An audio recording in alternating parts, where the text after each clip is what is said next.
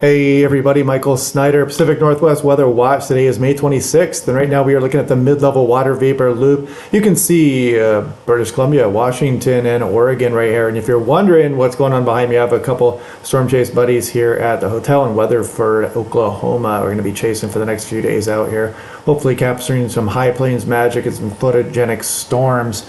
So yeah, as I sit in the hotel here, I probably won't be back until next weekend or so, but I'll try to get these briefings out on a daily basis. If not, I may miss a day or two at times. But anyway, you can see on the mid-level water vapor loop, you can see the Gulf of Alaska. You know, it's churning right now. We've got some systems rolling through, including today. A little bit of a break tomorrow, but then another system rolling in Tuesday, and we even have thunderstorm potential across some Oregon, eastern Washington, some of BC, Idaho, and Montana. Even a couple severe storms are possible. Got some good instability out there. We'll dive into those details as we go through the video here this evening.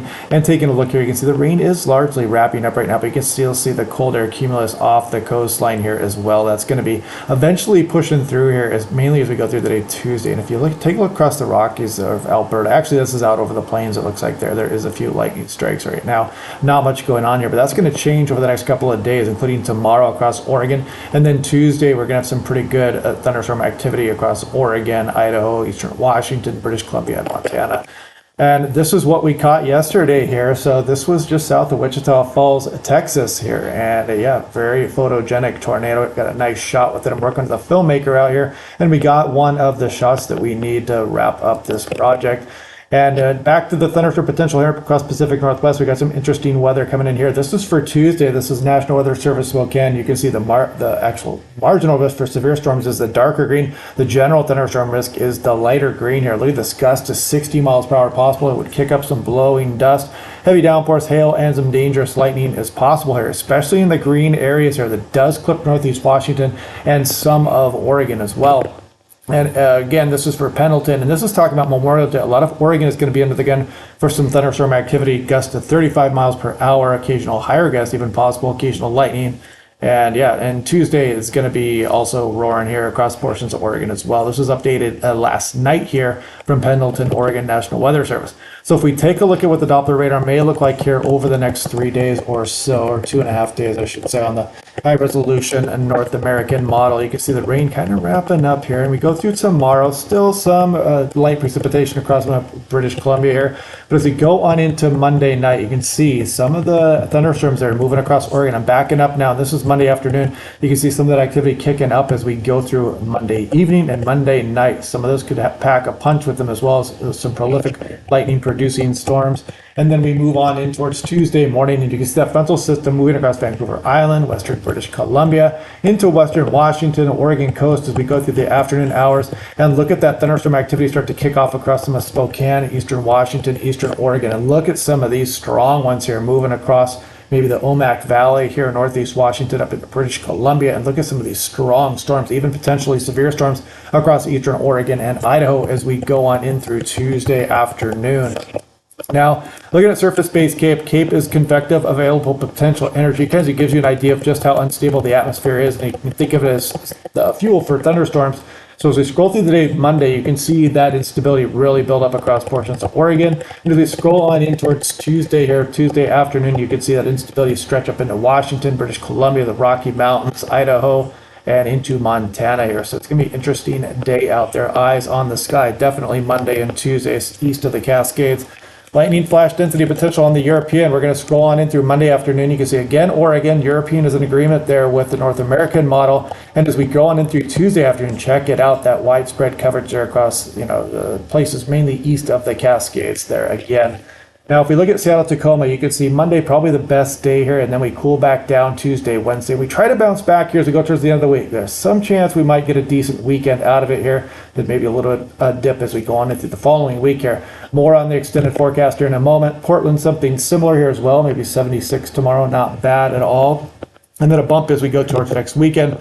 And as we look off in towards this week here for Bend Municipal Airport, you can see the cool down coming as we go through Wednesday, Thursday, then we bounce back here as we go through the weekend. Spokane, something similar. So this is Seattle, Tacoma, and you can see the system that went through today and this afternoon and this evening is shown here. Not much precipitation associated with it, but we have better chances as we go through Tuesday. You can kind of see that. These are 24-hour totals. There's 50 ensemble members here. Each one of these ensemble members has their initial conditions changed a little bit to try to correct for any errors we have in our understanding of the initial conditions of the atmosphere here. And the blue line is the control run, so that's what we think it is now, and the green line is the mean of all these 50 ensemble members. And these gray lines here, those mark the extreme values. You can see some of these ensemble members have up over a half an inch, but the general agreement is just less than 2/10 of an inch. Now, if we look at total precipitation, check out Vancouver Island and Western British Columbia here as we scroll on in through Monday afternoon, and we go on through Tuesday afternoon. Some pretty good totals there, and some of the North Cascades and Olympic Mountains will be getting up over an inch as well, and some of the Rocky Mountains. So this could be beneficial precipitation. Hopefully this can squelch some of that fire activity there across portions of Canada that went through a record season last year and is already off to a pretty smoky start, let's call it, here as we go through this year so far. Now, what I want to show you here is this is the European Artificial Intelligence run. You can see the Gulf of Alaska is here. There's British Columbia, Washington, Oregon. If I put this into motion, you can see that trough spinning systems through. There you go. There goes Tuesday afternoon system. You can see the troughing down the west coast here.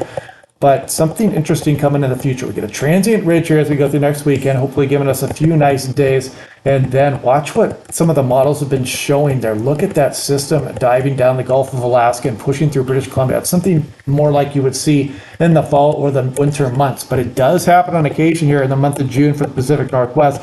As we continue to scroll out way into the fantasy forecast land, you can see that very deep trough out over the Pacific Ocean with a big ridge of high pressure across from the Intermountain West. And of course, where that trough versus ridge position sets up here, you're gonna, have huge differences in temperature. If this ridge sets up a little bit further west, obviously Seattle and Portland, Vancouver are going to be much warmer versus this trough pushing further east would leave us much cooler. And now if we look at 6 to 10 day, you can see that kind of broad brush above average precipitation chances for the west coast and below average across the Intermountain West. 8 to 14 day, look at that above average signal showing up through June 9th. And there's the 8 to 14 day again. Right now it's showing above average precipitation for Washington, Oregon, and below average for Wyoming and Montana and portions of Idaho. But anyway, yeah, hopefully you guys are liking these videos on the road. Let me know what you guys think. I'm using a laptop now versus my Samsung tablet. It was kind of hard to set up the briefings on the tablet.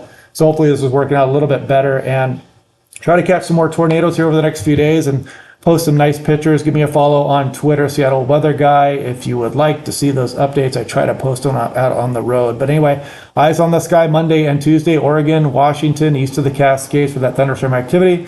Click like and subscribe. I'll try to get a briefing out tomorrow, and if not, I'll have one out probably the following day out here. It just depends on how things go over the next couple of days. But anyway, hope you guys are having a good day, and I will talk to you guys then.